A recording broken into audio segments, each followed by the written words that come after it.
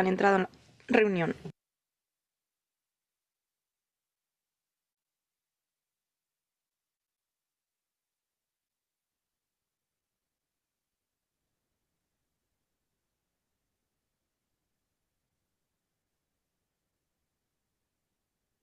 All right, keeping mind of the time, I think we're going to get started.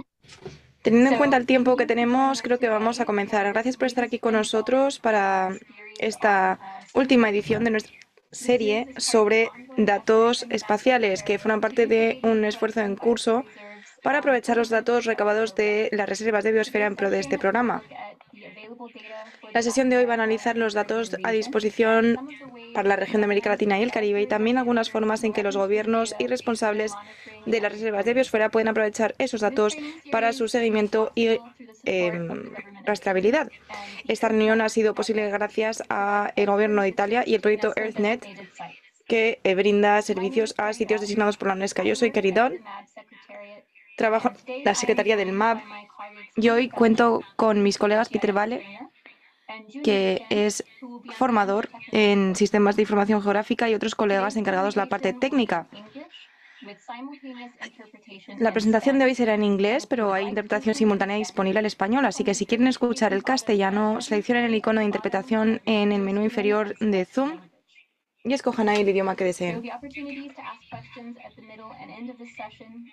A mitad y al final de la sesión tendrán la posibilidad de plantear preguntas que pueden ustedes ya ir introduciendo en el chat durante la reunión. Vamos a tratar de contestar el mayor número de preguntas posible hoy, pero si no conseguimos contestar la suya o si tienen dudas después de la reunión, no duden en contactarme a mí o a mi colega en cualquier momento. Y con esto me gustaría ahora pasar la palabra a Peter Valek, que se va a presentar a sí mismo y se va a encargar de la presentación de la reunión de hoy. Adelante, Peter. Gracias. Buenos días, buenas tardes, dependiendo de dónde se encuentren ustedes. Como Cari ha mencionado ya, soy consultor en materia de sistemas de información geográfica en este programa y estoy agradecido de que hayan encontrado 2 horas de su tiempo para asistir a esta reunión, porque entiendo que todos están ocupados. Así que espero que estas 2 horas como máximo sean útiles y que la información les resulte útil. Vamos a hablar de la base de datos espaciales de reservas de biosfera y también vamos a hablar de toda una serie de indicadores. Vamos a ver cuál es el panorama de indicadores, los tipos de seguimiento que existen y también vamos a centrarnos en esta reunión en particular en la región de América Latina y el Caribe, que va a ser nuestra zona de interés. ¿Cuál es el orden del día de la presentación o la de la reunión de hoy? Se divide en 4 partes. La primera será una descripción de la base de datos espaciales de reservas de biosfera en todo el mundo y su situación actual, en particular en la región de América Latina y el Caribe. En segundo lugar, vamos a explicar por qué es importante. Es decir, cuáles son los beneficios que aporta este tipo de base de datos. Y ahí también me encargaré de presentarles los indicadores principales de la región de América Latina y el Caribe. En la tercera parte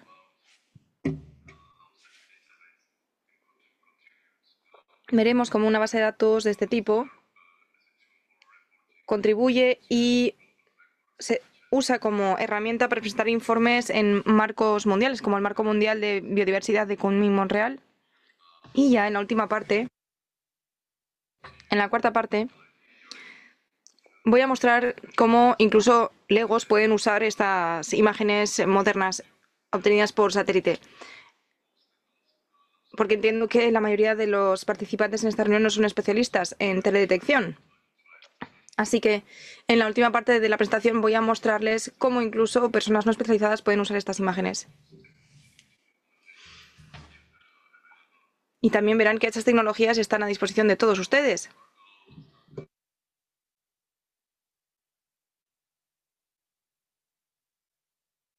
Empecemos con el primer punto, es decir, ese panorama general de cuál es la situación actual de la base de datos espaciales de reservas de biosfera.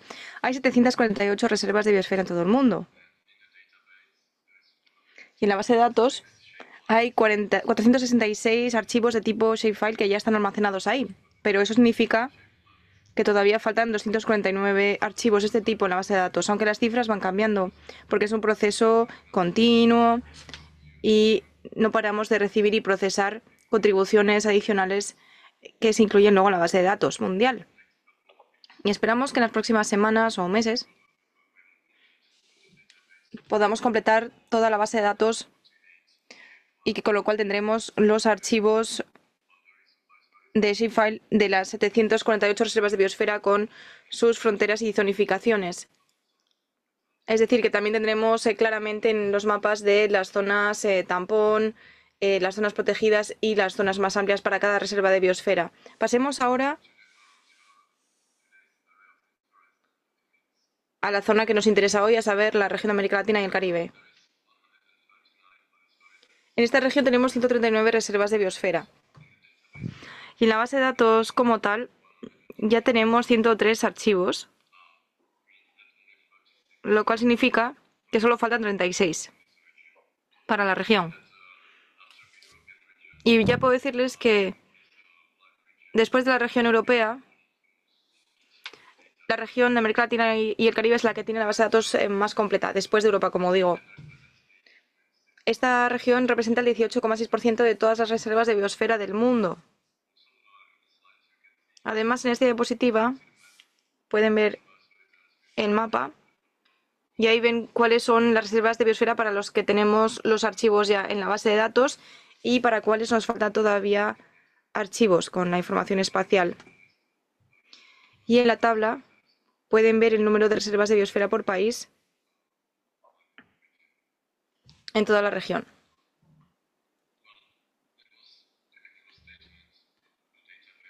Hasta aquí en cuanto a la situación actual de la base de datos para la región de América Latina y el Caribe. Empecemos ya con la segunda parte de la presentación.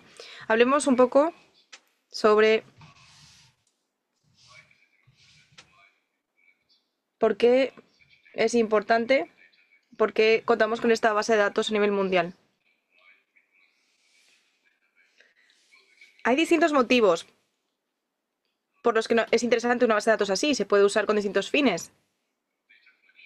El primero es que el acopio de datos permite desarrollar la plataforma en línea de la UNESCO. Una página en línea de la UNESCO que se está desarrollando actualmente, y cuando esté lista esa plataforma proporcionará información sobre la ubicación de las reservas de biosfera, sus fronteras, su zonificación e indicadores para todas las reservas de biosfera. Esta información estará disponible públicamente. De todos modos, esta información ya existe, pero la idea es que esté toda incluida en esta plataforma y a disposición del público en general con fines informativos. Algo que es importantísimo, por ejemplo, para que haya una gestión sostenible de las reservas de biosfera. Entonces, la primera razón por la que es importante contar con esta base espacial es para poder nutrir la plataforma en línea. Segundo motivo es porque esa base de datos permite extrapolar toda una serie de indicadores que permiten describir aspectos abióticos, bióticos, socioeconómicos de las reservas de biosfera. En la lista de indicadores, pues puede ser a veces demasiado extensa. Entonces ahora lo que estamos haciendo es seleccionar los indicadores más importantes. Y de hecho en esta presentación hablaré de un par de indicadores, pero en cualquier caso cuando la base de datos esté completa y cuando la plataforma en línea también esté lista para su publicación, tendremos una lista completa de indicadores que también se incluirán en la plataforma. Entonces el segundo motivo por qué es importante esta base de datos es para los indicadores. En tercer lugar tenemos el seguimiento o monitoreo. Hoy en día vivimos en un mundo en el que la teledetección desempeña un papel muy importante en el seguimiento. Las imágenes por satélite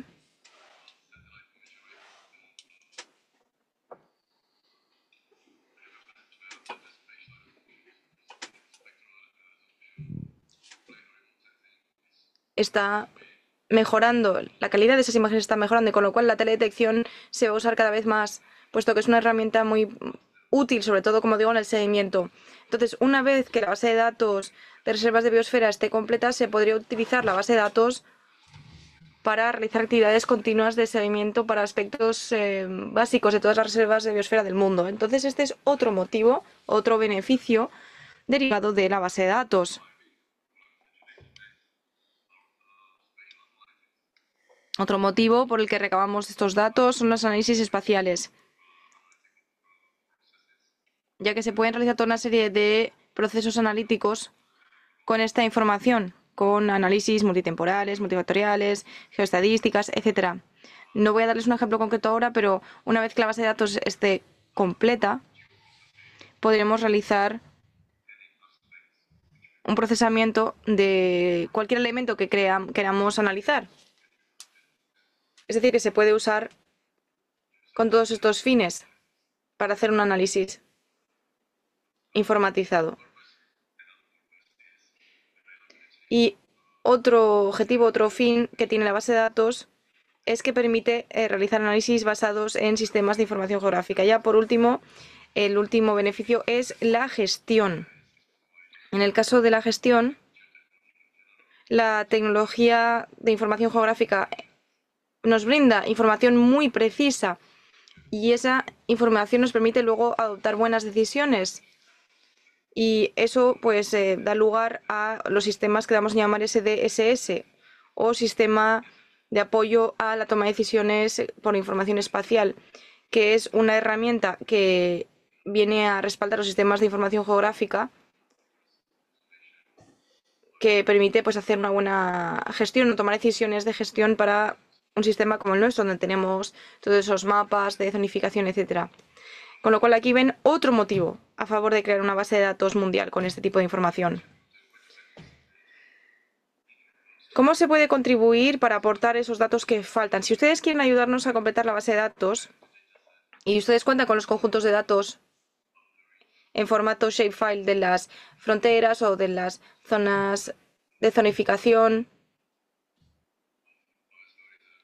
de las reservas de biosfera, pues les rogamos que nos manden esa información. Si no tienen un archivo shapefile, entonces lo que pueden ustedes es proceder a hacerlo. Hemos, de hecho, creado unas directrices técnicas que explican cómo hacerlo, que es algo que pueden usar personas que no sean especialistas. Entonces, no es necesario ser especialista para producir un archivo shapefile con información sobre los límites, las fronteras, las zonas de las reservas de biosfera. Es una guía que vamos a poner a disposición de todos los participantes.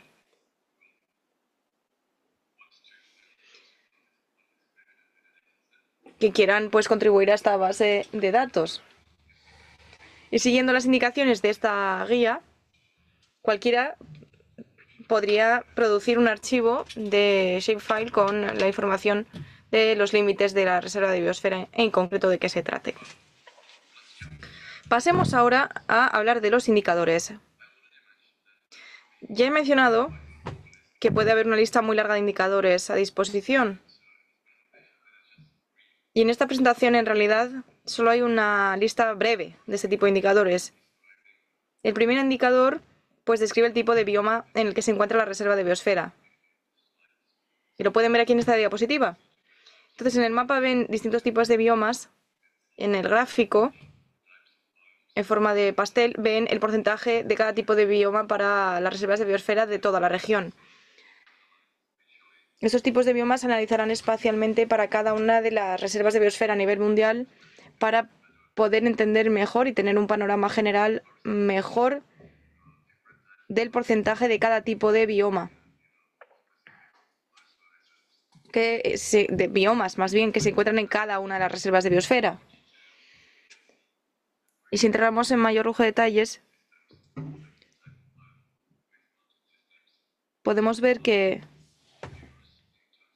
los sistemas montañosos mixtos, por ejemplo, suponen el 26,6% de las reservas de biosfera en la región. El segundo tipo más común son los bosques tropicales secos, que son el 24,5%, los sistemas isleños mixtos, con un porcentaje del 12,2%, y bueno, podría proseguir con la lista, pero bueno, no hace falta que se lo lea, porque la presentación se les va a enviar a posteriori.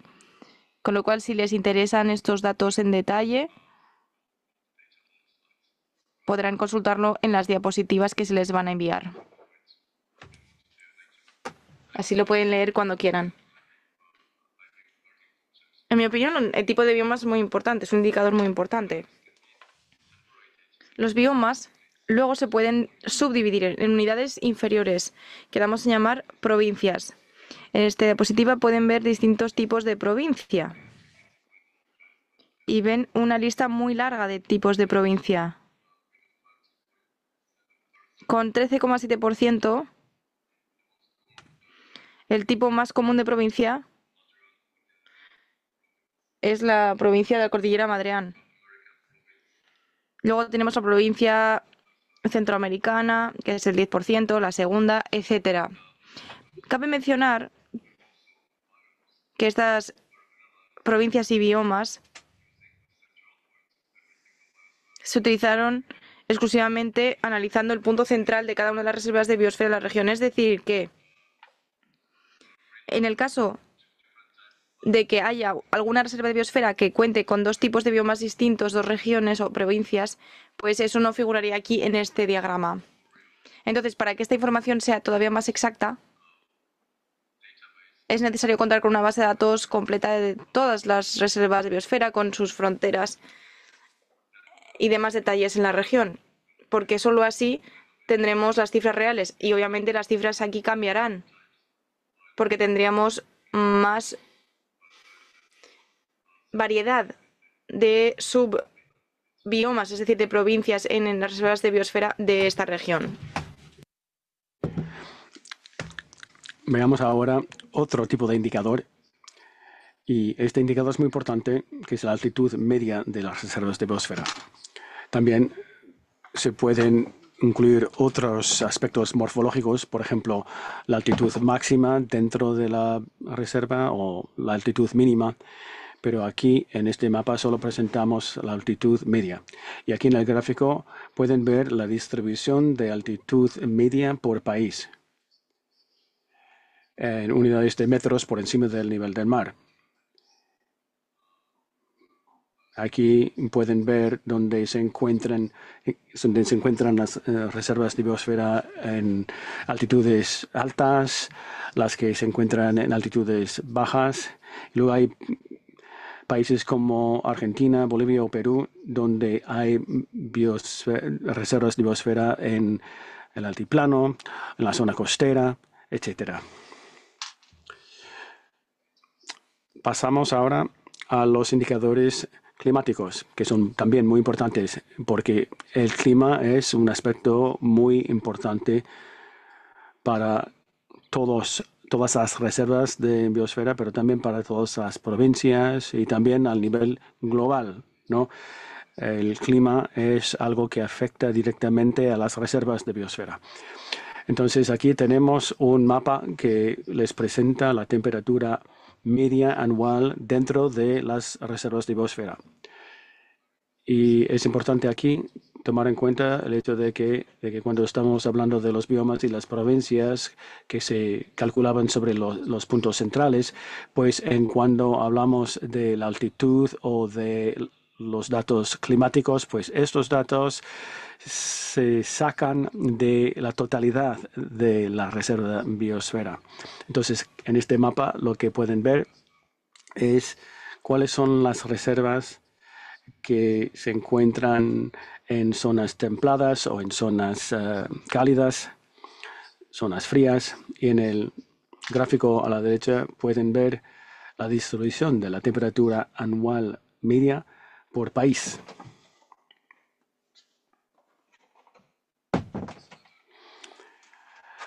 Aquí les presento otro mapa y otro gráfico que no habla de la temperatura media, sino de la temperatura máxima y la temperatura mínima en los meses más fríos y los meses más cálidos.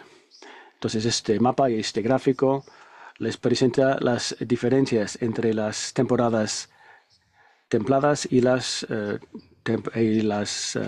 temporadas o las estaciones frías. Entonces, en Argentina hay una gran diferencia entre los meses fríos y los meses cálidos, pero en otros países, por ejemplo en Colombia, las diferencias no son tan grandes. Vemos aquí pues las características climáticas y estos datos se pueden utilizar de múltiples formas para hablar de las especies que viven dentro de las reservas, etcétera, etcétera. Bueno, ahora vamos a hablar de la precipitación. Aquí en esta lámina ven la precipitación anual dentro de las reservas de biosfera. Aquí pueden ver dónde se encuentran las reservas secas, las más húmedas, y en el gráfico a la derecha pues ven la distribución por país y también el rango de valores dentro de cada país. Por ejemplo, algunos países donde hay grandes variaciones entre el lugar más seco y el lugar más húmedo, por ejemplo en Ecuador, en el Perú, en Chile o en México. Y eso lo podemos comparar con, por ejemplo, Costa Rica, donde las reservas de biosfera se encuentran casi exclusivamente en lugares muy húmedos. Bueno, ahí estamos hablando de la precipitación anual y ahora podemos ver la precipitación del mes más seco al mes más húmedo. Como ya hemos visto con las temperaturas en los meses más fríos y los meses más cálidos. Pues aquí tenemos el mismo contraste. Entonces en este mapa pueden ver las diferencias entre los meses más húmedos y los meses más secos. Y esto también se ve en la tabla a la derecha, donde vemos la distribución entre los meses más secos y los meses más húmedos por país.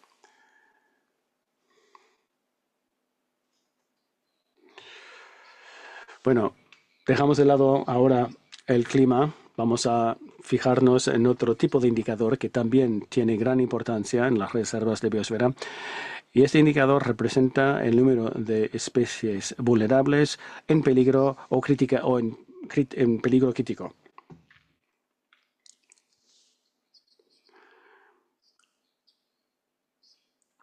Estos datos vienen del mapeo de la OICN, de sus propios datos, que describen dónde se encuentran las especies que se incluyen en su base de datos y que están en peligro.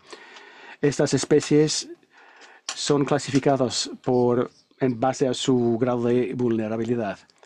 Entonces nosotros hemos elegido aquí las categorías de las especies vulnerables, las que están en peligro y las que están en peligro crítico. Entonces pueden ver en el mapa dónde se encuentran en sus reservas de biosfera.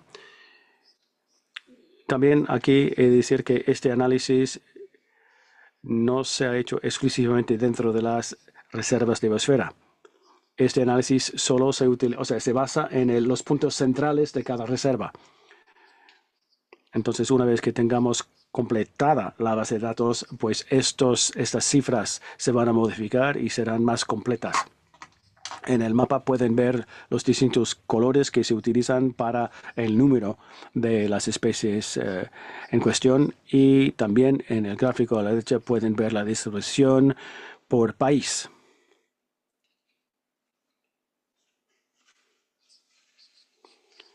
Entonces, este gráfico representa el número de especies. Ahora fijémonos en otro indicador también de gran importancia.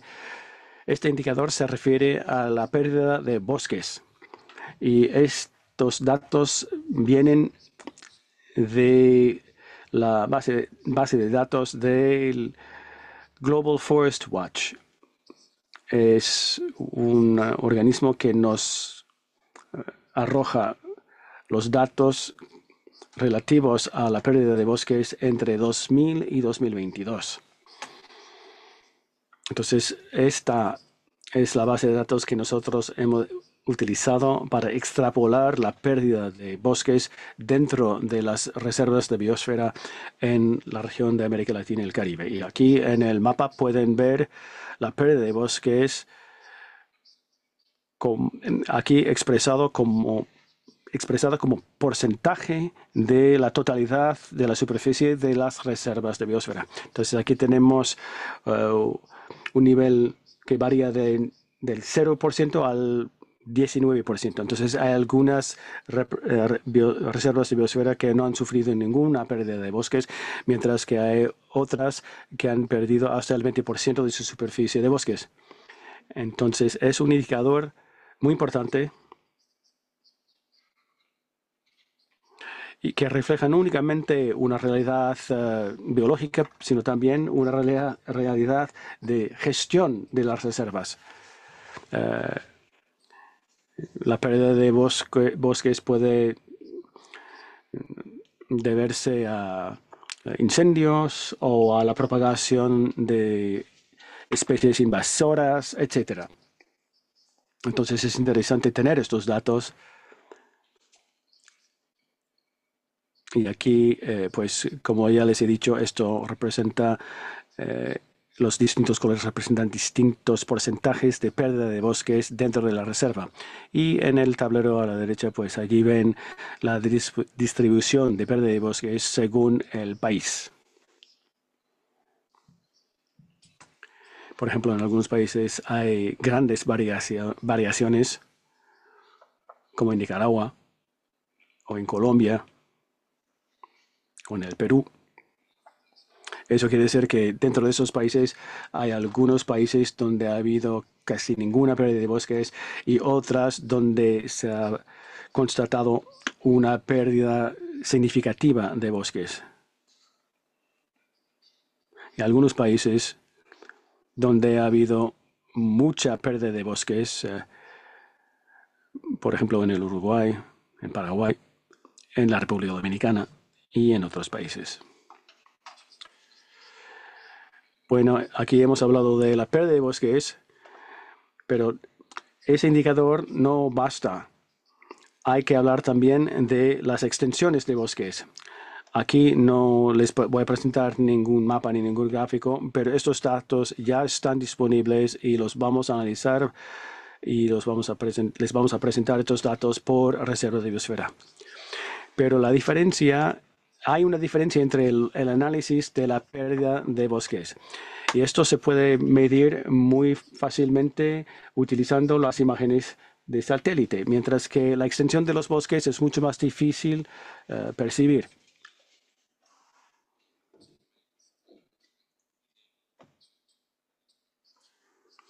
Entonces estamos tratando de desarrollar nuevas herramientas para poder para medir la extensión de los bosques y además estos datos están disponibles desde hace poco tiempo. Y, por ejemplo, y eso se entiende, solo se puede medir la extensión de bosques para el año 2000-2012 porque en los últimos 10 años pues es difícil decir si ha habido o si ha dado alguna extensión de bosques o no. Pero aún así, eso lo podemos comparar con los datos correspondientes a la pérdida de bosques. En algunos países, pues, la extensión de los bosques ha superado la pérdida de bosques.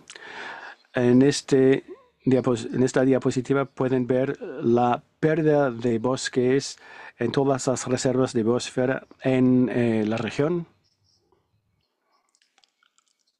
En el eje horizontal vemos la superficie de bosques que ha perdido en hectáreas y en el eje vertical pues vemos los años. Y pueden ver que entre 2000 y 2010 no ha habido grandes diferencias. La pérdida de bosques se sitúa más o menos en 500.000 hectáreas en todas las reservas que hemos analizado. Pero desde 2011, la superficie de pérdida de bosques ha aumentado significativamente y el máximo se encuentra en el año 2017 con una superficie total de pérdida de bosques de 1.258.000 hectáreas. Y luego la pérdida de bosques bajó de forma precipitada en el 2018 y 2019 y luego volvió a subir en 2020. Entonces, entre 2001 y 2022 ha habido un aumento de casi 40% y la tendencia es bien clara. La pérdida de bosques está aumentando y no únicamente en la región de América Latina y el Caribe. El mismo análisis arroja la misma imagen o la misma tendencia en África y en Asia. Y esta tendencia se ve en todas las regiones del mundo. Y una vez que la base de datos esté completada, vamos a poder comparar las distintas regiones con mayor grado de precisión y todo el mundo tendrá una visión mucho más precisa y más clara de la pérdida de bosques y de la extensión de bosques dentro de las reservas de biosfera.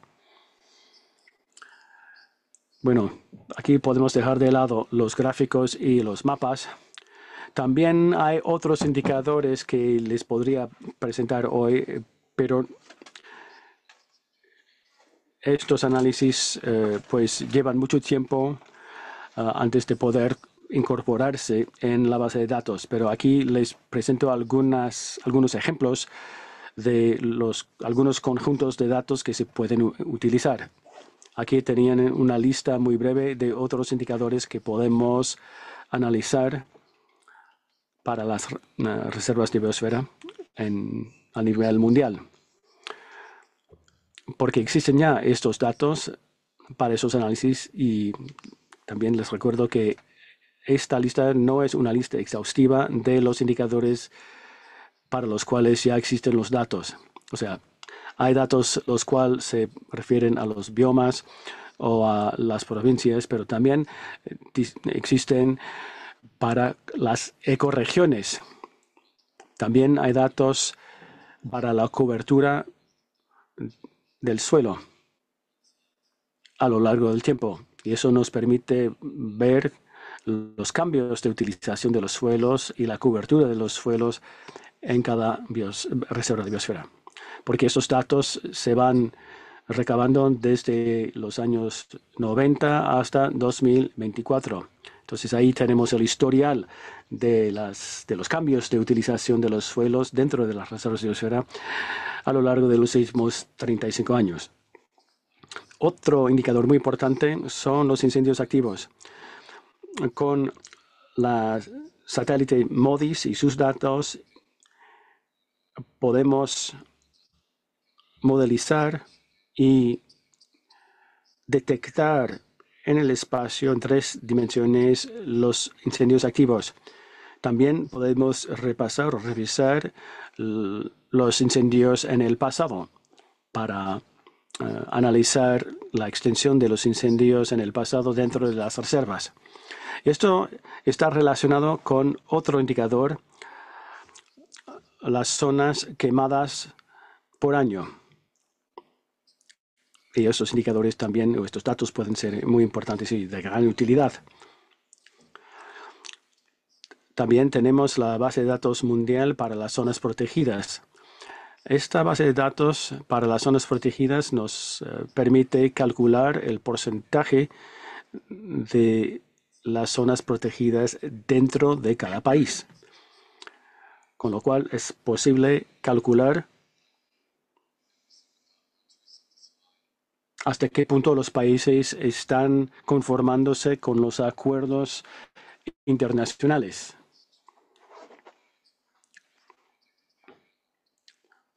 Porque nos indica qué porcentaje de la superficie de cualquier país se encuentra bajo protección. Otro indicador es la biomasa.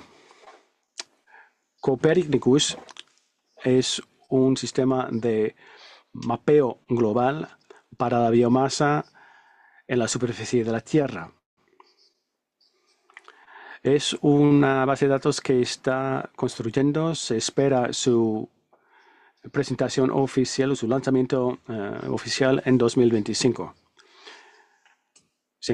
Esto se centra en la biomasa en la superficie de la tierra y cómo va aumentando o disminuyendo.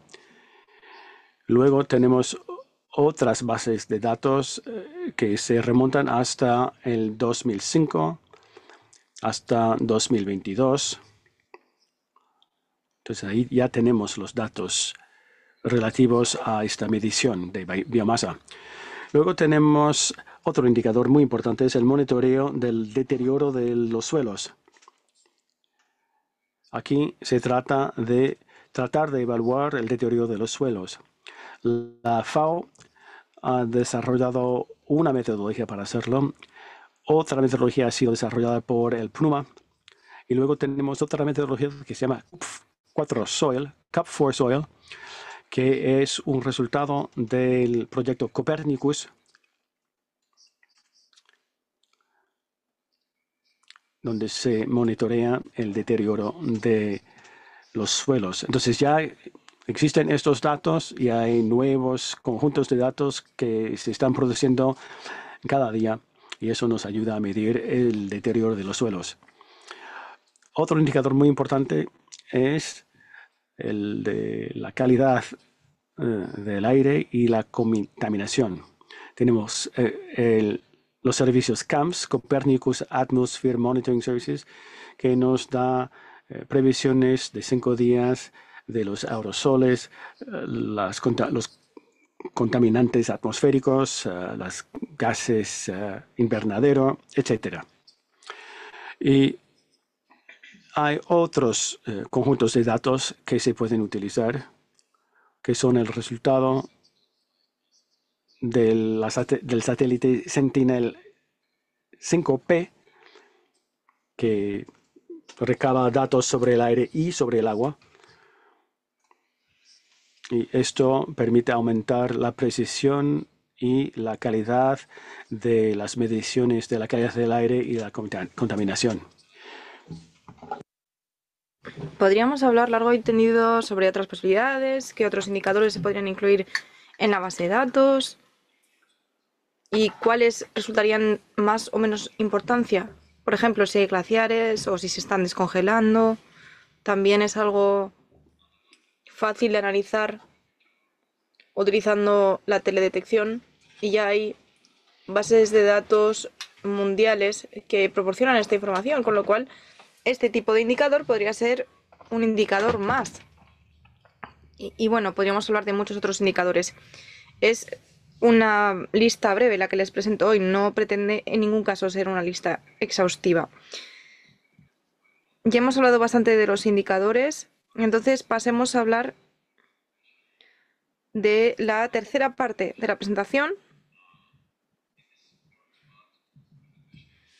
en la que voy a tratar de describir cómo utilizar la base de datos espaciales que se está creando actualmente para presentar informes al marco de biodiversidad mundial de Kunming-Montreal. Supongo que todos ustedes ya han oído hablar de ese marco mundial de biodiversidad de Kunming-Montreal, de lo que es, en qué consiste.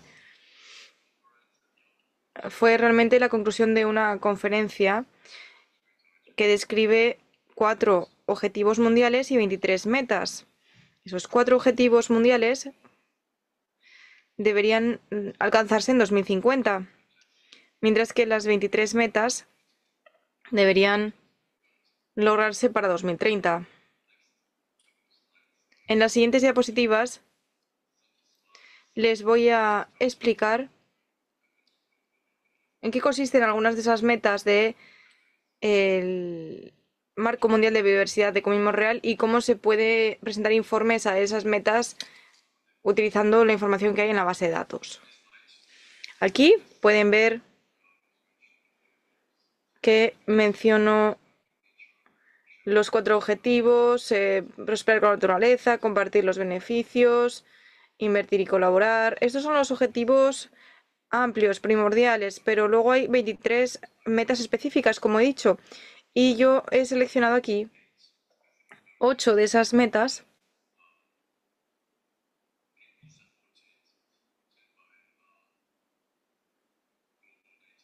para las que se puede extraen información de la base de datos mundial sobre reservas de biosfera. Entonces, empecemos con la meta número 1, que dice lo siguiente: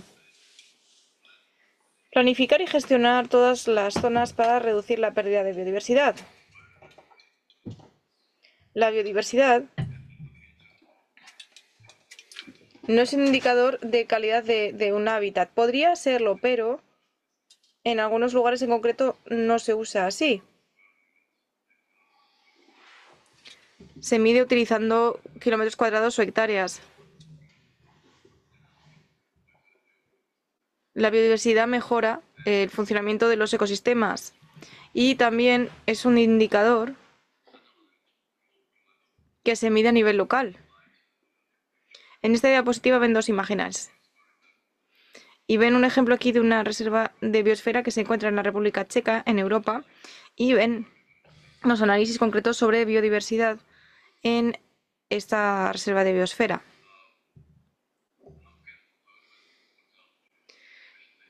¿Cómo puede el portal de biodiversidad o la base de datos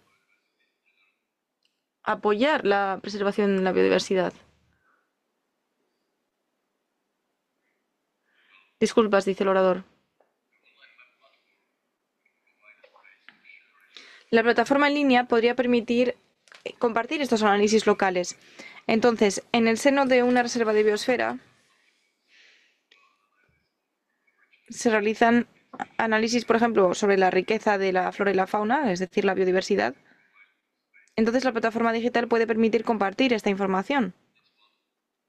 Esta es una de las opciones.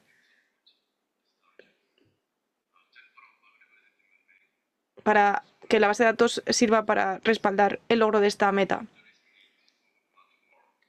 Sin lugar a dudas, es necesario que haya una plataforma que permita compartir las conclusiones puntuales en el tiempo de estos análisis de biodiversidad. Es decir, que el portal de biodiversidad puede ofrecer un espacio para almacenar y también para describir estos análisis sobre la biodiversidad, lo cual permitiría también la comparación entre ellos y ver cuál es la situación concreta en un lugar en concreto. Así, pues ven claramente cómo la plataforma de cartografiado podría respaldar la consecución de esta meta.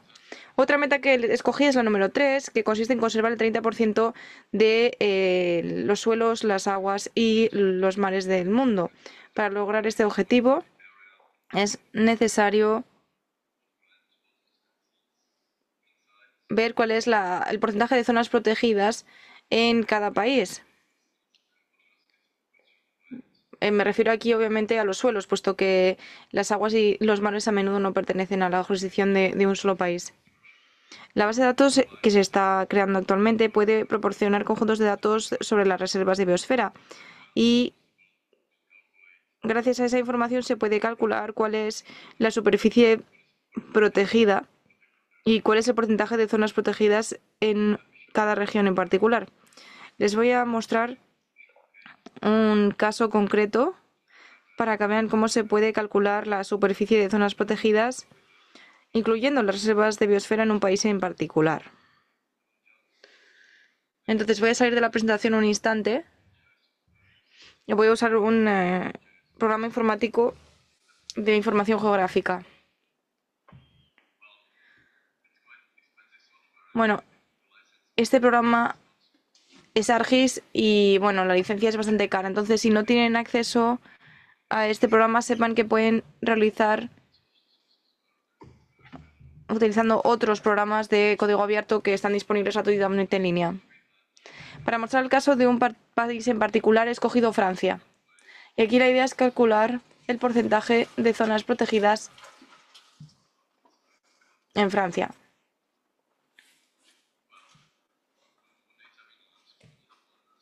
¿Qué datos necesitamos para ello? Bueno, pues las fronteras del país, de Francia. Si hacen un análisis para otro país, pueden descargarse un archivo de shapefile con las fronteras del país en concreto, porque estos datos están disponibles para todos los países. Aquí vemos las fronteras de Francia. ¿Cuáles son los conjuntos de datos que necesitamos, además de esta información? Necesitamos las fronteras de todas las reservas de biosfera. Estas son todas las reservas de biosfera que se encuentran en Francia. Y también he utilizado un conjunto de datos que se llama Data Planet, que he mencionado hace un par de diapositivas. Y de esta base de datos de Protected Planet puedo descargar las zonas protegidas de cada país. Ahora, volviendo a mi presentación, aquí ven una diapositiva que explica cómo se pueden descargar los polígonos de zonas protegidas en cada país. Si se descargan este tipo de archivos shapefile, donde hay información sobre las zonas protegidas, estarán descargándose 3 conjuntos de datos. Y puesto que es una base de datos muy grande, estas zonas protegidas se dividen en 3 conjuntos de datos. Y yo tengo aquí los 3 tipos de datos para Francia. Entonces, este es el primer conjunto de datos de zonas protegidas. Este es el segundo de zonas protegidas. Y este es el tercer conjunto de zonas protegidas en Francia. Si descargan la información de diferentes países, pues se da igual, pero para otro país. Podríamos calcular la superficie de cada una de estas zonas, pero verán que algunos de estos lugares pues se solapan unos con otros. Entonces, bueno, es bastante habitual que haya zonas protegidas dentro de la demarcación de una reserva de biosfera. Entonces,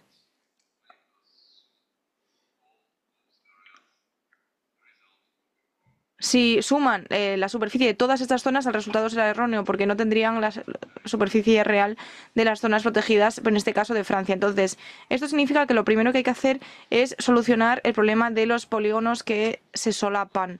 Y eso se puede solucionar con una herramienta sencilla. Aquí en este programa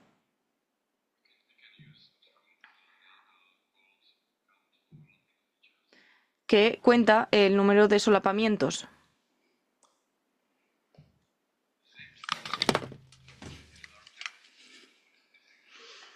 Pero sepan que en el programa informático gratuito también hay la misma herramienta. Entonces, se trata de cuantificar todas las zonas donde hay solapamiento entre zonas protegidas y he tenido que seleccionar también la opción de territorio de todas las reservas de biosfera del país. Luego puedo definir pues todos los elementos, instrucciones y luego el resultado que quiero. No lo voy a hacer ahora en vivo porque llevaría demasiado tiempo. Pero bueno, yo ya lo hice antes de la reunión y les voy a mostrar directamente el resultado. El resultado es así. Aquí he inventado una serie de polígonos y ya no hay ningún solapamiento. Y ahora sí, esto significa que puedo calcular la superficie de todas estas zonas y sumarlo para saber cuál es la superficie total de todas las zonas protegidas en el territorio de Francia.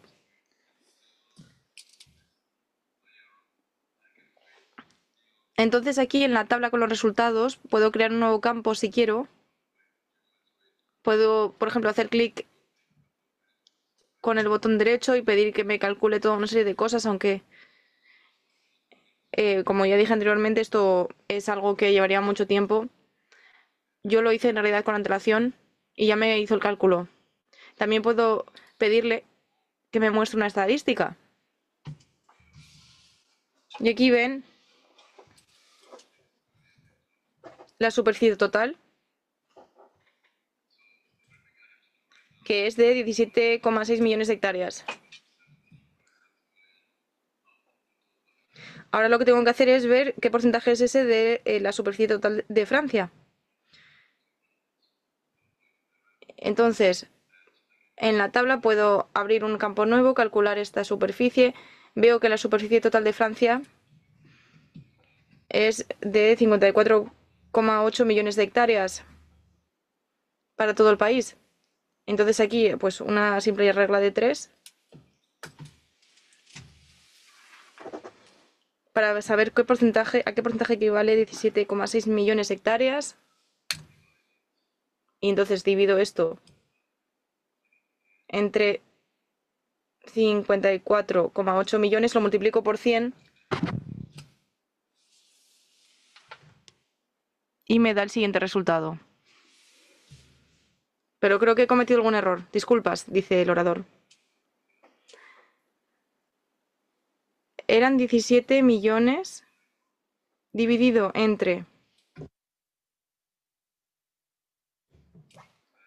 54,8 millones y el resultado es el 32%. Entonces, podemos decir que el 32% del territorio francés está cubierto por algún tipo de zona protegida o reserva de biosfera. Este cálculo ha sido bastante fácil, solo he necesitado una herramienta, entonces como pueden ver es bastante rápido llegar al resultado final.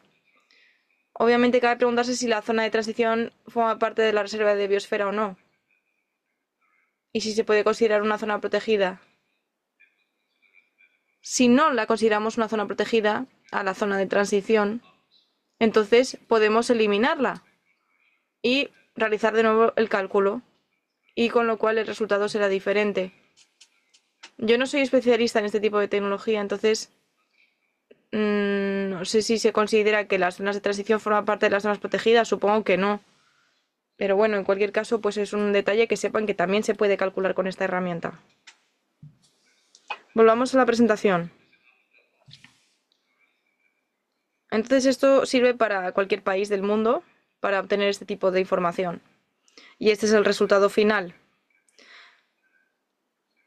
Los mismos análisis se pueden hacer en el programa gratuito, el QGIS, pero también hay otros programas, así que sepan que hay muchas opciones a disposición. Bien, acabemos ahora con la meta 3 y hablemos de la meta 4. El objetivo de la meta 4 es frenar la extinción de las especies, proteger la diversidad genética y gestionar los conflictos que existen entre los humanos y la flora y fauna silvestre.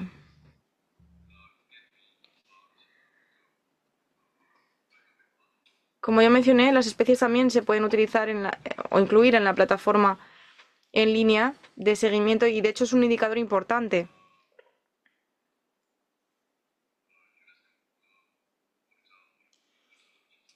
Eso significa que el portal de la UNESCO que se está creando actualmente ya proporciona información importante para esta meta 4, pero puede ir incluso más allá.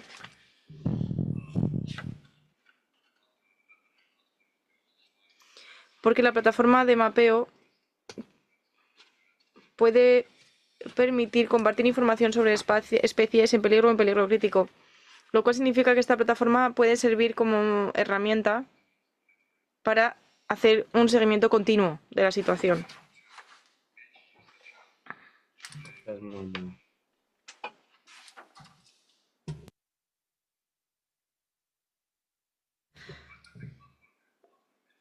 La mejor forma de lograr este objetivo se logra conectando la plataforma de mapeo en línea con las bases de datos de la OICN,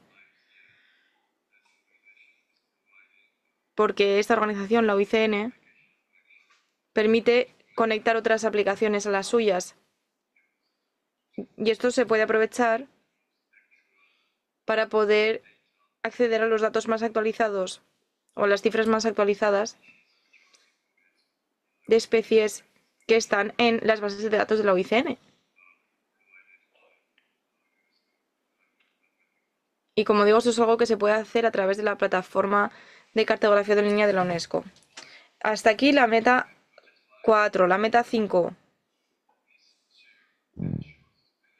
La meta 5 pretende garantizar el aprovechamiento sostenible, seguro y legal y el comercio también de especies silvestres.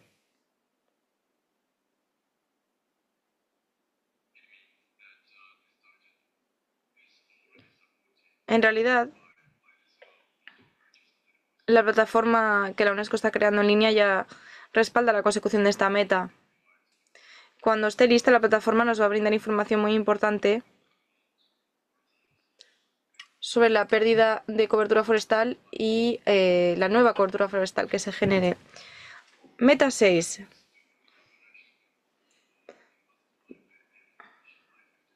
Reducir la introducción de especies exóticas invasoras en un 50% y minimizar sus efectos negativos. Es decir, que esta meta, pues lo que trata es de reducir la presencia de especies exóticas invasoras.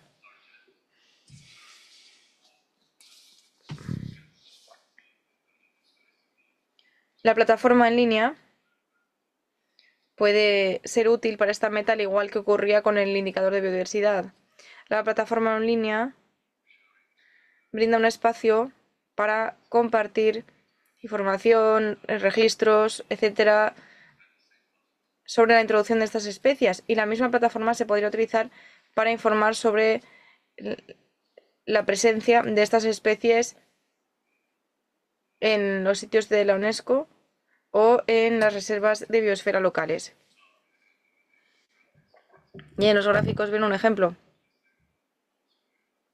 de la misma reserva de biosfera que vimos en la meta 2 de biodiversidad. Es simplemente un ejemplo de cómo los datos locales nos muestran información sobre la recurrencia de estas especies exóticas invasoras y cómo se puede plasmar eso en una plataforma en línea.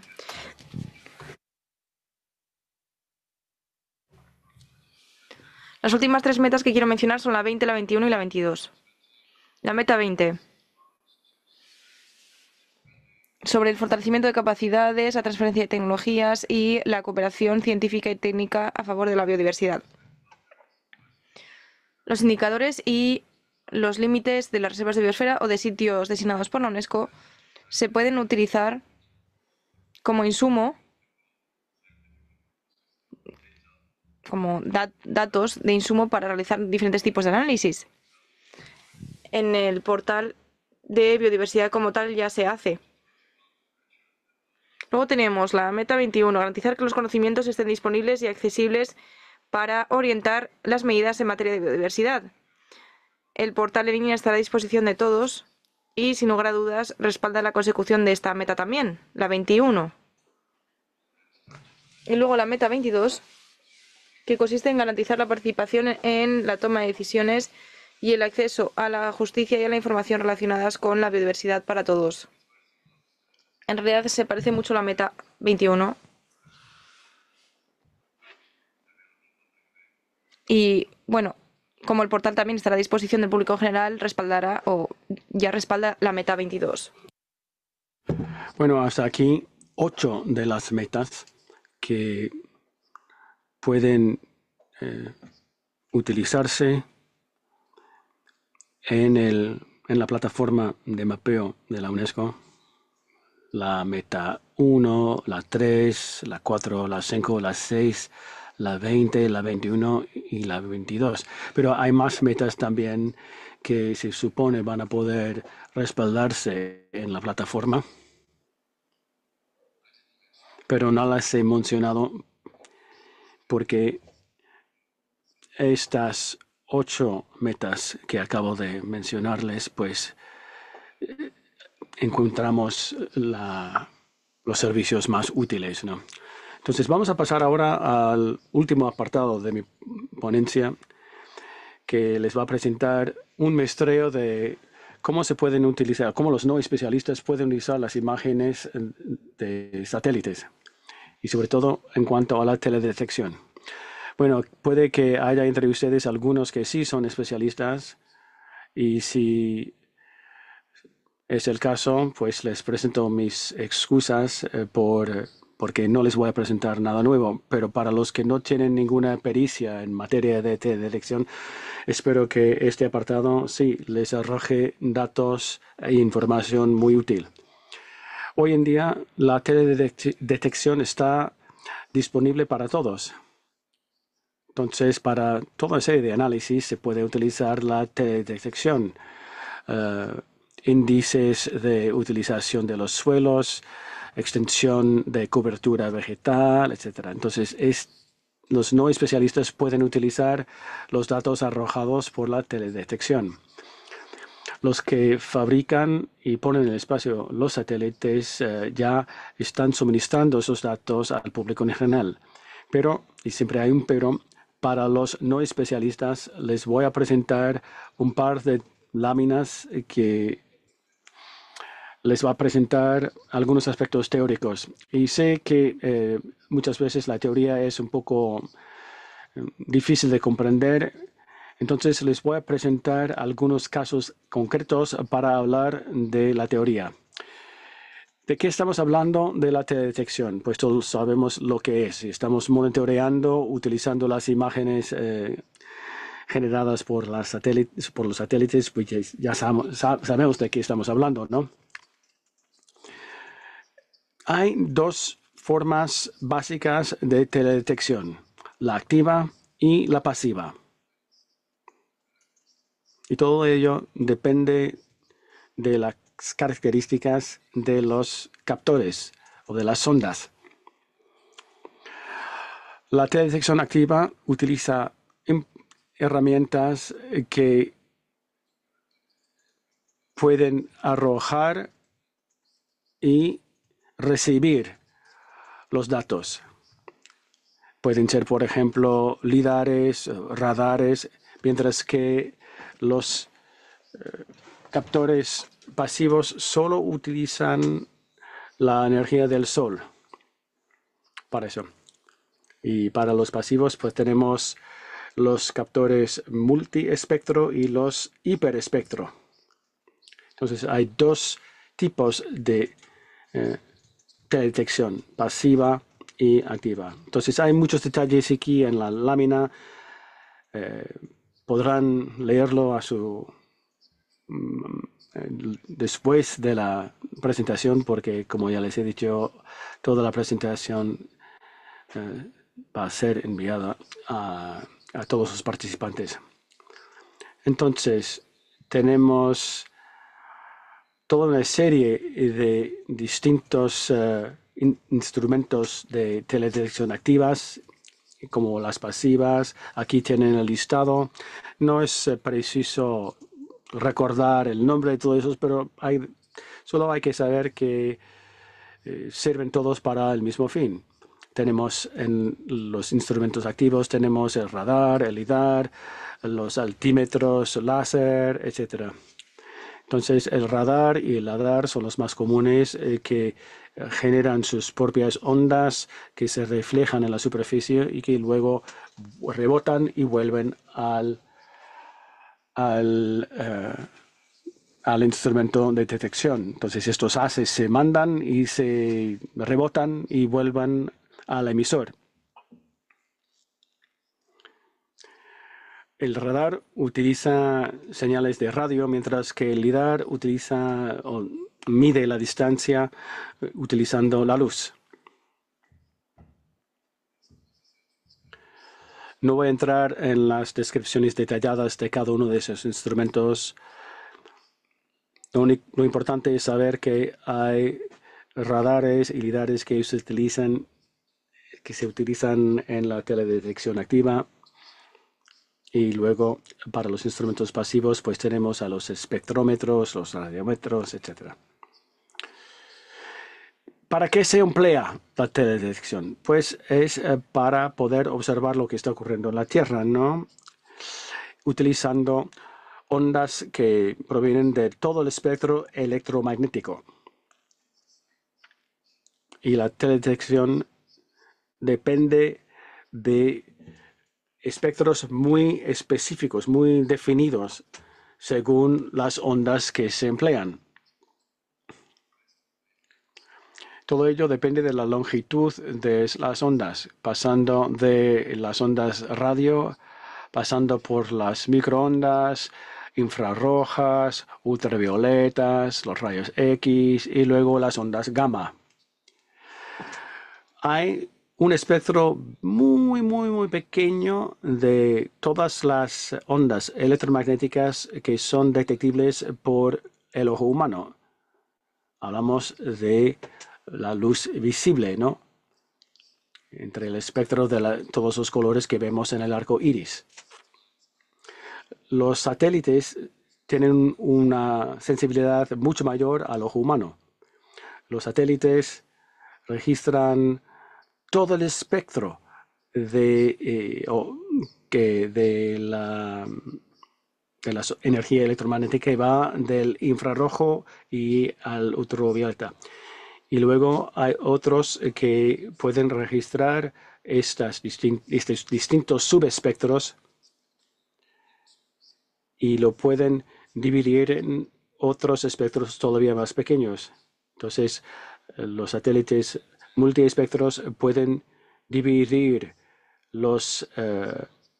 toda esta energía en distintas bandas, 10 a 15 bandas, mientras que los satélites de hiperespectro pueden colectar la misma amplitud de ondas, pero no en decenas de bandas, sino en centenares o incluso miles de espectros.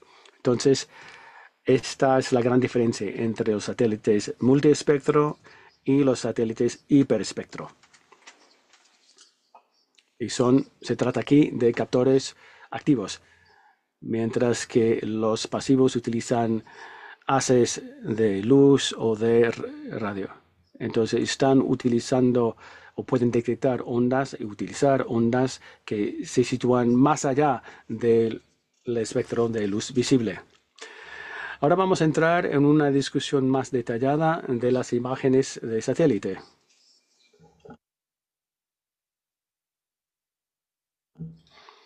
Si vamos a utilizar estas imágenes por satélite, tenemos que pensar en cuáles imágenes vamos a utilizar para lograr determinado fin de monitoreo.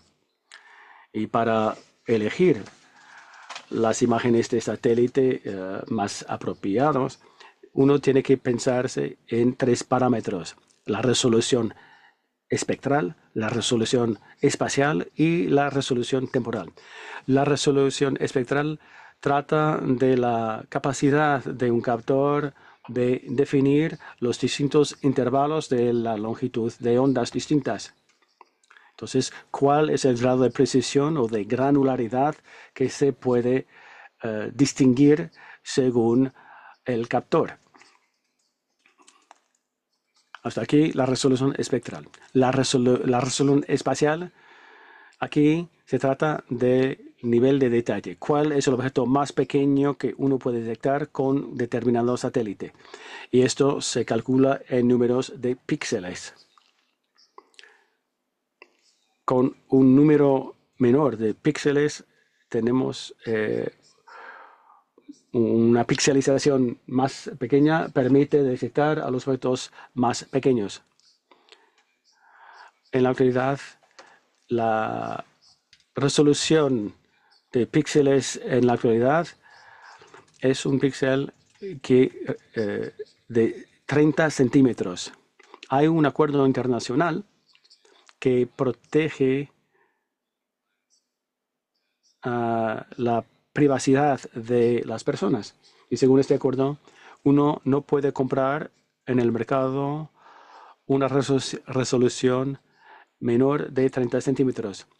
Pero desde luego hay niveles de resolución mayor, pero eso se reserva para usos militares casi exclusivamente. Entonces, para usos comerciales, pues la resolución más pequeña es de 30 centímetros. Pero casi no se puede decir que siempre se quiere utilizar una resolución mayor, ¿no? Depende de lo que uno quiere medir. Si uno está midiendo tendencias globales, pues no hace falta, ¿no? Entonces hay que elegir el tamaño del píxel más apropiado. Vamos a hablar ahora de la resolución temporal. Y eso se refiere al intervalo entre una toma o una captura de imagen y una segunda, ¿no? En el mismo lugar.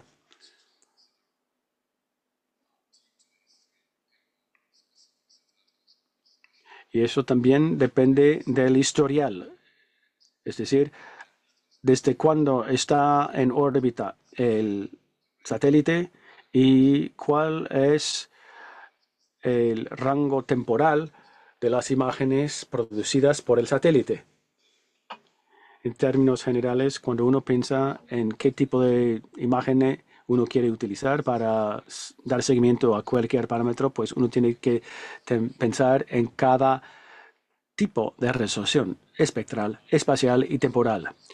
Tengo más láminas que hablan de algunos satélites determinados.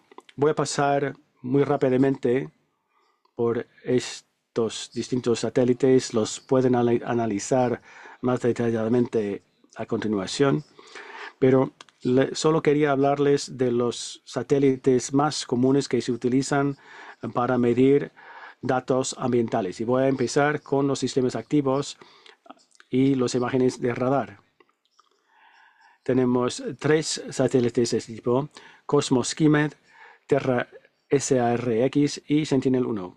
Desde luego que hay otros satélites que existen, pero estos 3 han sido diseñados específicamente para medir características ambientales.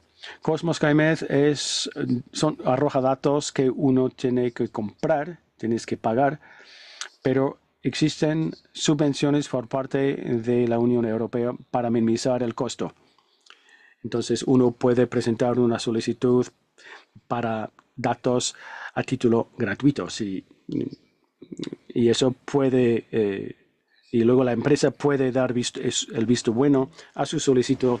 Entonces uno puede conseguir estas imágenes gratuitamente. No es fácil, pero a veces ocurre. Luego Terra SRX, pues estos satélites ya están en órbita, pero presentan todavía datos históricos que están disponibles gratuitamente. Y luego Sentinel-1 tiene una resolución espacial de 10 metros y está en órbita desde el año 2014.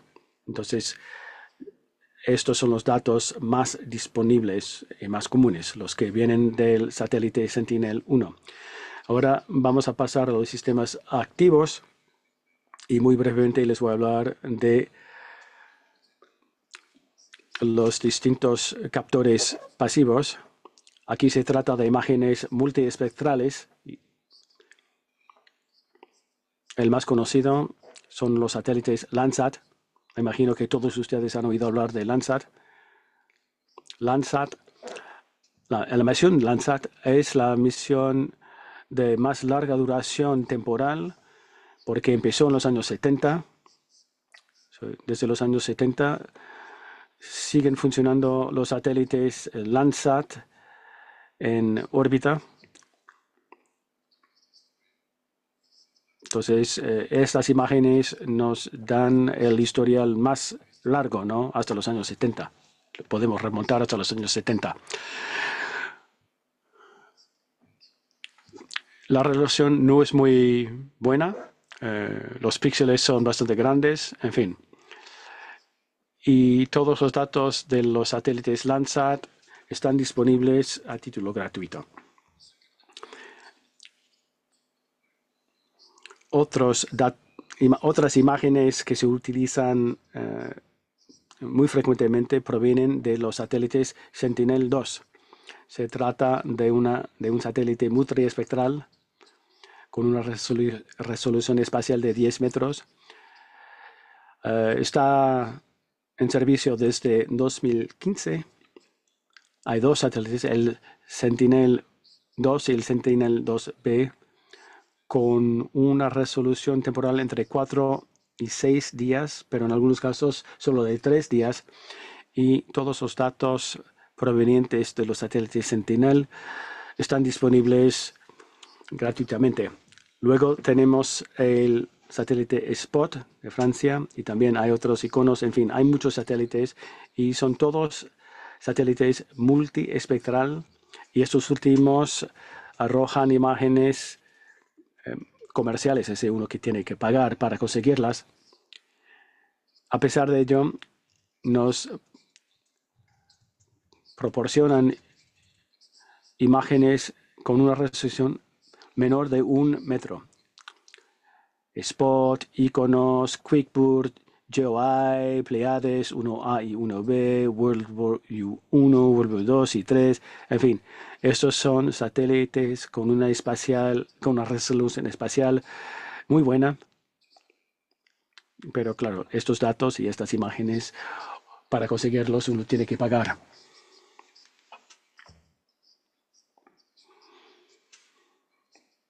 Y algunos pues suministran una resolución espacial de 30 centímetros. Y luego tenemos imágenes multiespectral con sistemas pasivos.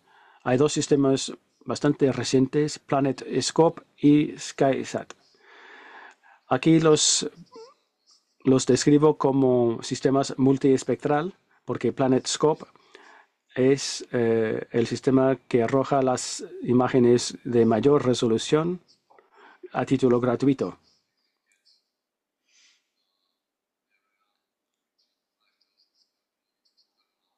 Uno puede conseguir imágenes que cubren 5.000 kilómetros cuadrados cada mes con una resolución de 3,7 metros. Y esos datos están disponibles gratuitos. Si uno quiere una resolución mayor, pues uno tiene que pagar. SkySat también pertenece a una empresa estadounidense, Planet, con una resolución de 50 centímetros por píxel. Son imágenes comerciales, pero se venden a un precio 5 a 6 veces inferior a las imágenes de PlanetScope. ¿Y por qué? Porque sus satélites son muy pequeños, que pueden desplegarse en órbita con un costo muy inferior, debido a su peso inferior. Y se lanzan con los cohetes de SpaceX, la empresa de Elon Musk. Entonces, son las imágenes más baratas imágenes de gran resolución más baratas. Hay muchos más satélites, pero aquí solo les menciono los principales.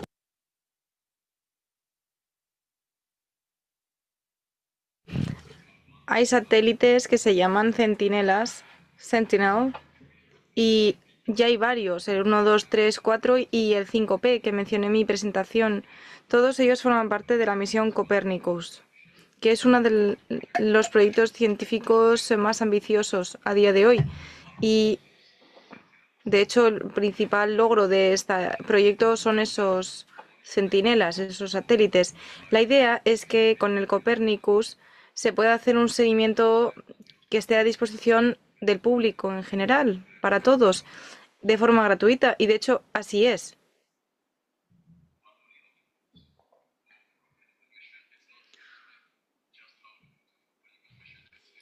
Esta misión de Copernicus, conjuntamente con la empresa Planet, ha producido este navegador web de observación de la Tierra, donde pueden ver ustedes imágenes por satélite. Si quieren obtener alguna de ellas, pues normalmente lo que hay que hacer es ir a la librería, como ocurre con los libros. Lo que pasa es que en este caso son librerías en línea de imágenes. El problema es que esta librería solo proporcionaba la referencia de los datos y luego para poder verlos había que descargarlos y eran gigadatos, es decir, archivos muy pesados que luego había que procesar y analizar.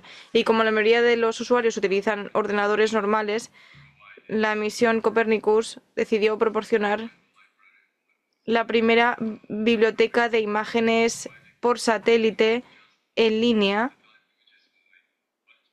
que no solo proporciona estas imágenes, sino también los principales análisis o resultados de esas imágenes.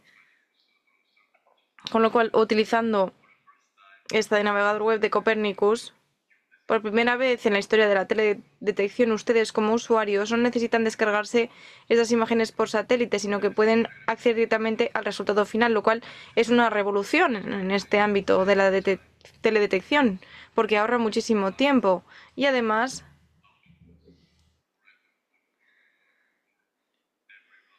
proporciona información libremente para todos, incluso para personas que no sean especialistas.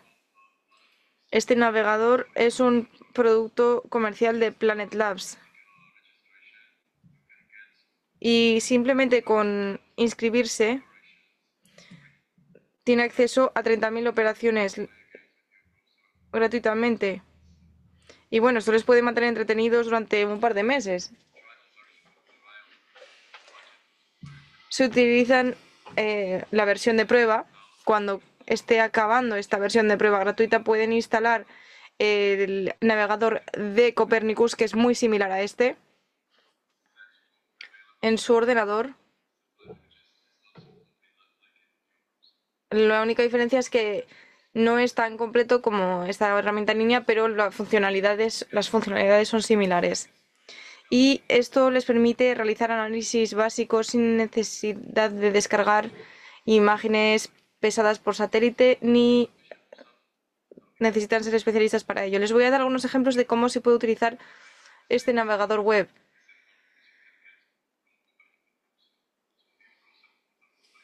Pueden obtener los mismos resultados en cualquiera de los dos navegadores, el de Copernicus o el de observaciones terrestres, el EU Browser. Aunque es un poco más completo este último, pero casi todas las funcionalidades están incluidas en el navegador de Copernicus. Voy a mostrarles entonces cómo funciona este navegador, el EO. Este es el aspecto que tiene. Primero tienen que inscribirse. Una vez que se hayan inscrito, pues acceden a su cuenta. Y una vez más es un producto comercial, pero con la versión de prueba tienen acceso a 30.000 operaciones diferentes que encontrarán, como digo, en esa versión de prueba. Y si les acaba la versión de prueba, pueden instalar el navegador de Copernicus.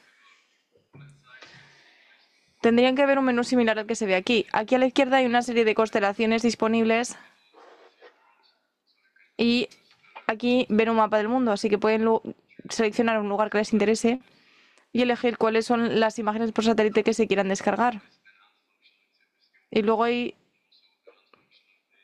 funcionalidades mejoradas en ambos, aquí y en el de Copernicus. Y la diferencia son los resultados. Voy a darles un ejemplo. Primero, cómo hacer un seguimiento de la pérdida de cobertura forestal. Hoy estamos interesándonos por la situación en la región de América Latina y el Caribe, así que propongo ir a Brasil. Y ahora paso a las imágenes de Google, imágenes por satélite. Acudamos a la región del Amazonas. Por ejemplo, aquí. Pueden ver una zona deforestada. Yo sinceramente no tengo ni idea de lo que es esto, pero parece que se trata de algún tipo de zona industrial. Y me interesa saber cómo se ha desarrollado esta zona industrial. Digamos que es esta mi zona de interés. Obviamente pueden ustedes seleccionar cualquier zona en cualquier parte del mundo. Yo voy a intentar ver qué es lo que ha ocurrido con el paso del tiempo en esta zona, para ver cómo se ha desarrollado. Y lo quiero ver con datos multiespectrales. Entonces aquí en el menú a la izquierda pueden ver una lista de imágenes por satélite. Tenemos imágenes de Sentinel-1, que es un radar, Sentinel-2 también, pero con diferentes radares multiespectrales. El Sentinel-3, también un satélite que monitoriza la temperatura superficial de luz y agua. El Sentinel-5P analiza la composición de la Tierra y del agua. Y luego tenemos Landsat de 1 a 9. El 1 sacó imágenes en los 70, el 2 en los 80, etc. Y luego tenemos otras subcapas y otros conjuntos de datos basados en imágenes por satélite. No se lo voy a explicar en mayor detalle, pueden ustedes luego trastear con ello para ver los resultados que arroja. Yo me conformo con Sentinel-2, imagen multiespectral. Aquí pueden ver la zona cubierta por una imagen de Sentinel-2. Y aquí en la lista pueden ver toda una lista de imágenes disponibles. Voy a escoger, digamos, una de estas, donde no haya nubes, claro. También podemos limitar, si nos interesa, una franja de tiempo. Yo voy a buscar cualquier imagen de Sentinel-2 y voy a seleccionar una imagen donde no aparezcan casi nubes, como por ejemplo esta. Bueno, aún hay nubes, pero puedo ver la zona que me interesa. Después de haber seleccionado esta imagen en concreto de Sentinel-2, automáticamente se abre un menú donde se ven resultados analíticos. Tenemos, por ejemplo, índices de vegetación, índices de humedad, que explican cuánta agua hay en cuerpos de agua y cuerpos de tierra. Y otros índices también aquí, como por ejemplo índice de nieve.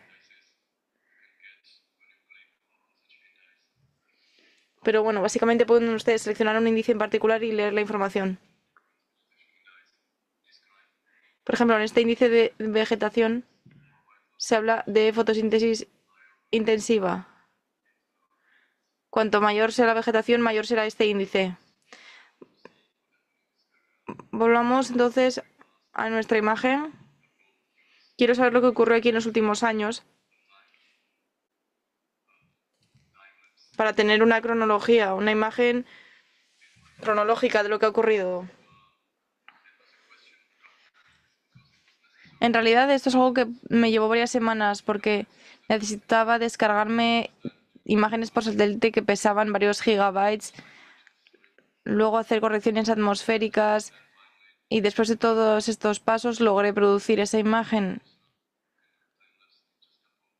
Eso era antes. Ahora con el navegador de Copernicus se puede hacer en unos instantes. Porque al hacer clic por aquí, por ejemplo, en la imagen, puedo hacer zoom y puedo pedir que me produzca esta imagen. Si quieren, también pueden seleccionar si quieren una imagen por semana, una imagen por mes, es decir, el intervalo entre las imágenes. Luego el rango de tiempo. Nos podemos remontar, por ejemplo, a 2016 y queremos una imagen al mes. Pero antes de buscar estas imágenes, puedo poner un filtro para eliminar imágenes que estén cubiertas con nubes. Entonces, pongamos que la cobertura máxima por nubes sea del 20% y que descarte las demás imágenes. Bueno, esto nos va a llevar un poco de tiempo. También dependerá de su conexión a internet, pero no lleva demasiado. Así que ya pueden ver que empiezan a salir aquí las imágenes del bosque y siguen entrando más. En algunas hay muchas nubes, en otras no. Obviamente estamos en la zona del Amazonas, con lo cual encontrar imágenes sin nubes es bastante poco habitual. Entonces me voy a encargar de borrar manualmente las imágenes con muchas nubes, porque no las quiero usar.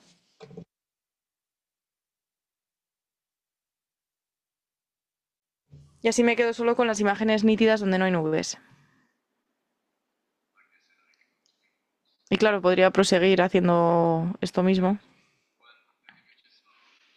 Y cuando ya se han cargado todas las imágenes, pues puedo pedirle que me muestre ese vídeo cronológico y puedo incluso aumentar la velocidad a la que pasan las imágenes.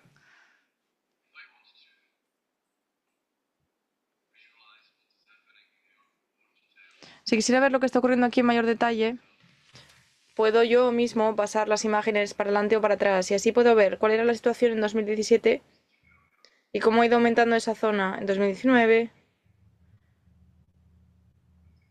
en 2020, 2021, 2022, 2023 y ver el aspecto que tiene ahora. La última imagen sin nubes que está disponible es del 26 de agosto.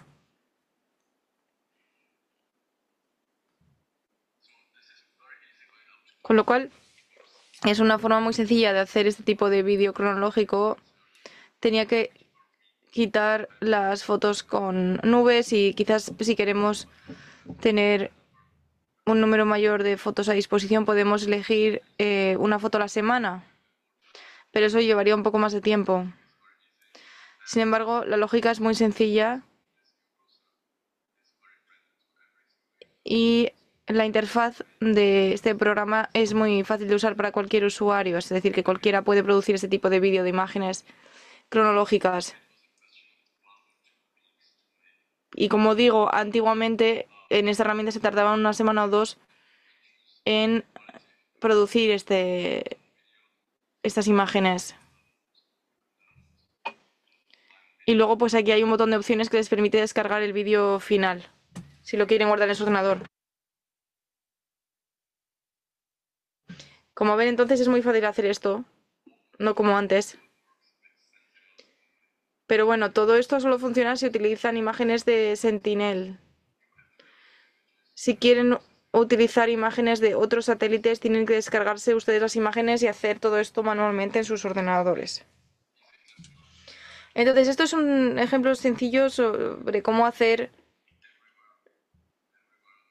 un vídeo con imágenes cronológicas de un mismo lugar, que pueden hacer de cualquier lugar del mundo, a excepción de zonas militares que aparecen borrosas.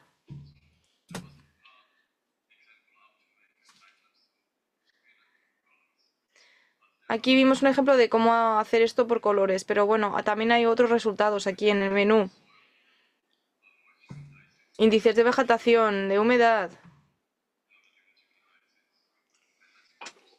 índices higrométricos, que podemos usar para describir otros fenómenos diferentes. Por ejemplo, si vuelvo a buscar las imágenes, vayamos a otro lugar diferente.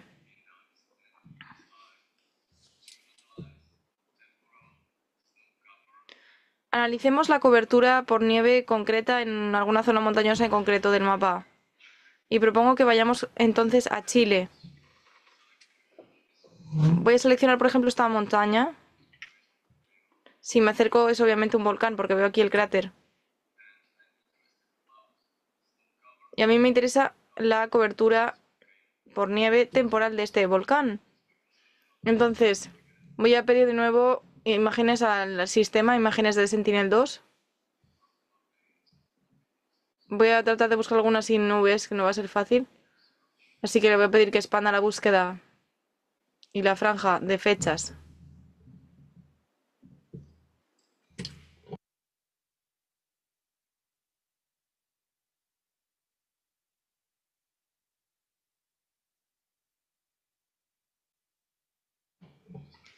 Bien, aquí ven la imagen multiespectral de Sentinel-2.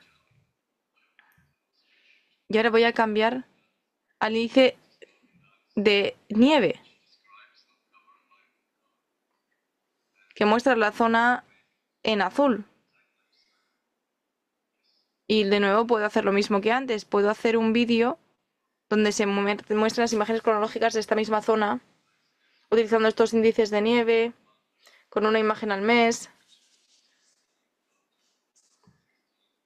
Remontémonos de nuevo a 2016,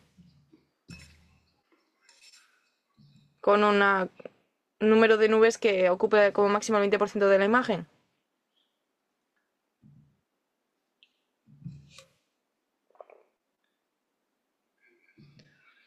Bien, ya empiezan a salir aquí imágenes. Y puedo ver aquí los cambios que se han producido con el paso del tiempo. Es una simple visualización, pero cada imagen se la pueden descargar como datos analíticos. Con lo cual, si quiero calcular el área total de nieve en cada imagen, puedo descargar la información. No la imagen entera, porque cada imagen de Sentinel pesa como un gigabyte, pero puedo descargar la visualización.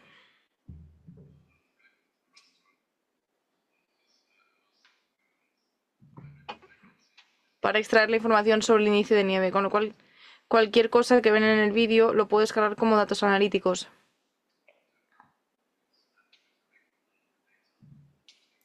Se hace clic aquí, descargar datos, y aquí selecciono datos analíticos y seleccioné la información en concreto que me quiero descargar.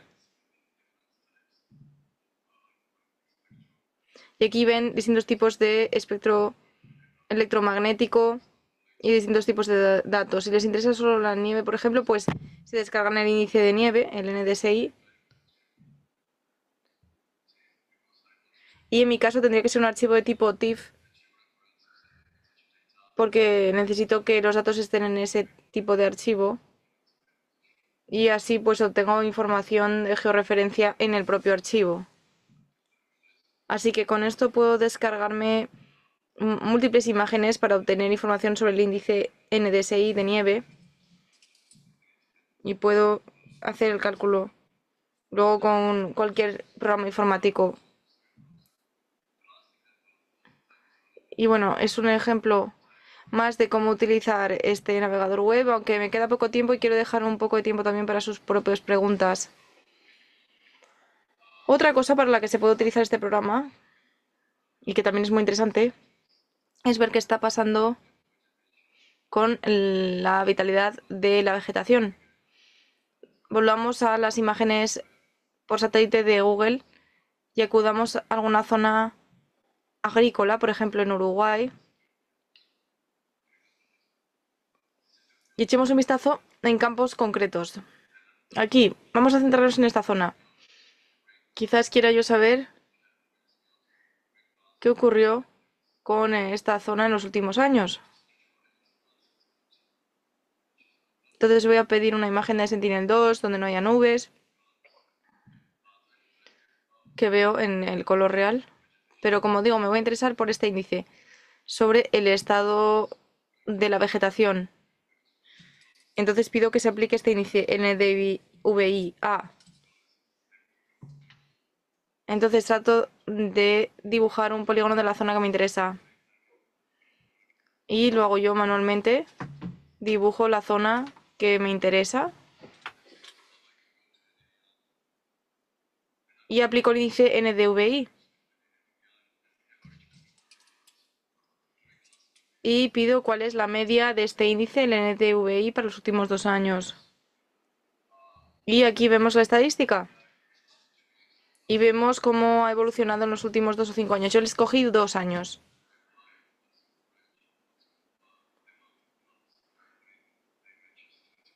Y como digo, el máximo total de nubes que cubren la imagen son del 20%. Entonces, está buscando las imágenes de Sentinel con una cobertura por nubes de menos del 20% en los últimos 2 años y pueden ver aquí cómo evoluciona la gráfica sobre vitalidad vegetal. Y luego, pues este índice cuenta toda una serie de parámetros que son muy interesantes para nosotros. Si pone 0 es que no hay vegetación o que la vegetación está muy seca. Si se acerca al 1, en la parte alta de esta gráfica, es que hay mucha vitalidad, que hay mucha vegetación. Entonces, como pueden ver, había vegetación muy saludable en marzo de 2024 y luego en abril se cosechó todo, luego estaba vacío el campo y en junio se volvió a sembrar y volvió a aumentar el índice en agosto y septiembre. Aquí tenemos el máximo. Este máximo aquí es un poco inferior. Eso quiere decir que se trata de cultivos distintos o una distribución de cultivos distinta o una gestión del campo distinta. En fin, aquí tenemos una gráfica temporal sobre la vitalidad de la vegetación y esto se puede exportar como tabla CSV y luego se utilizar con Excel o con otros programas estadísticos, etcétera. Y en el caso de que este campo se viese impactado por cambios climáticos, también podemos medir las fluctuaciones de la precipitación a lo largo de los últimos 3 años. Y se trata de una modificación, o si la gestión del campo era apropiada, Normalmente la vitalidad de los cultivos sigue más o menos la misma curva que el índice de precipitaciones. Entonces aquí vemos las mismas máximos entre agosto y septiembre. Aquí un máximo inferior al del año anterior. Entonces vemos que el año en medio de la gráfica era un año mucho más seco que el último año, porque esos dos gráficos pues son similares, ¿no? Y las curvas se corresponden. Y también esos gráficos se pueden exportar y se pueden comparar dentro de otros programas. Entonces, son otros ejemplos de cómo uno puede utilizar este programa, este navegador. Para mí se trata de una biblioteca digital perfecta porque nos permite medir múltiples factores. Utilizamos muchas veces estos videos cronológicos para poder detectar modificaciones de la gestión de los terrenos y cuál ha sido su impacto. Y estas herramientas son muy útiles porque nos permite medir la vitalidad de la vegetación antes de las nuevas medidas de gestión y la vitalidad de la vegetación después. Bueno, y luego podríamos hablar de muchos ejemplos de usos distintos, pero se darán cuenta al utilizarlo que es algo bastante fácil de empleo y creo que se adapta a muchísimos fines y ustedes, me imagino, encontrarán su utilidad y cómo pueden utilizar estas distintas bibliotecas de datos, ¿no? Con esto llegamos al final de la presentación. Traté de no entrar en demasiados detalles al final porque quería reservar algunos minutos por contestar a sus preguntas y comentarios.